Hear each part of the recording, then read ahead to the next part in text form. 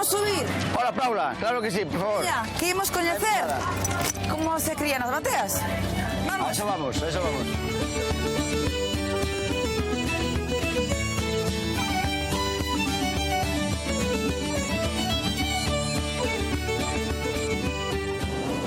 Javier, ¿y cantas bateas tes? Pues en estos momentos tenemos 3 bateas en unha alquilada. E as bateas, un ten a batea en propiedade ou... Sí, vamos, as bateas son concesións. Esa propiedad da explotación dela. O artefacto de madeira, eso sí, é teu, tua propiedad, pero que é a lámina do mar é unha concesión.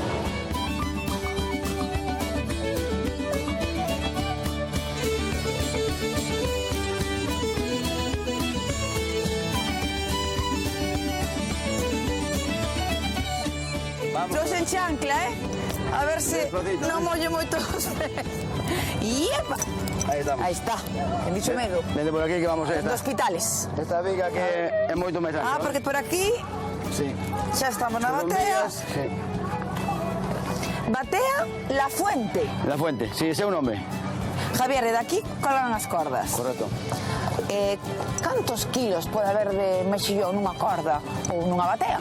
Vamos, cada corda ten en torno aos 200-250 kilos de mexillón. Pois que te iba a decir eu que me subieras unha, pero vai a ser que é un pouco complicado. Esta vai a ser complicado, Vai sí. a ser un pouco difícil. Podo subirte unha do mexillón pequeno antes de que sea grande, pero ahora en estos momentos estas cordas deben estar en torno aos 300 kilos. Carai. Sí. Sí, a verdad que sí, estamos en un momento que está en plena cosecha, en pleno rendimiento. E cal é a mellor época para o mexillón? Calquera do ano. Calquera do ano. Eso calquera do ano. Falan de que os mexillón, os meses que teñen R, pero calquera do ano. Pero como estamos en agosto, tivemos sorte Sí, de estar na festa porque... El mexillón, xa viste que estaba gordo. No, calquera do ano. Os primeiros anos, meus pais subían as cordas cun molinillo, a man. E para poder seleccionalo, traíanse uns guantes que tiñan bochos, para poder seleccionalo, para desfacelos. Ahora temos todo en máquinas, todo entre unha máquina e outra. Pero bueno, ainda así, pues, aquí hai unha inversión, hai traballo, hai traballo. Mira. Ah, amigo, aquí está. Está totalmente cuberta a corda, Sí, claro, sí, sí.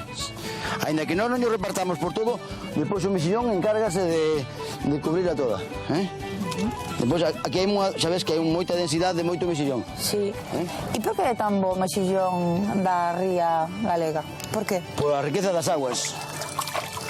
A riqueza das aguas,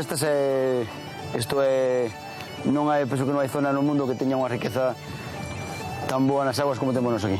Polo fitoplancton... Sí, a ría da Lousa é especial. A ría da Lousa é especial, non... En riqueza é especial. Dai unha sustancia a todos os produtos do mar que é inigualable. Que productividade podes ter ao longo dun ano, por exemplo, de mexillón? En toneladas, dices. Pues vamos a ver, pues si calculas pues 500 cordas a 250 kilos cada corda, pues uns 100.000 kilos, ¿no? Pode ser. Chegalle.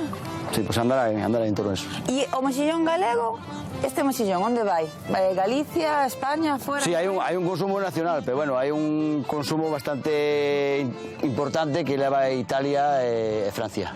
Aprecian alá tamén o mexillón galego? Sí, bueno, o mexillón galego está apreciado en todos lados.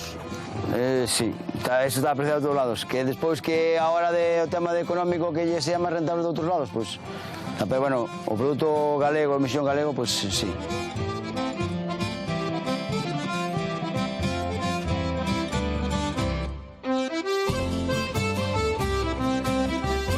Pero o mellor de todo, sabes que? É cando nos chega ao prato, Para os demais, cando nos chega ao prato. Sí, a verdad que nos moi orgullosos tamén de que podamos producir algo que tan sabroso que teña tanta expansión de consumo, ¿no?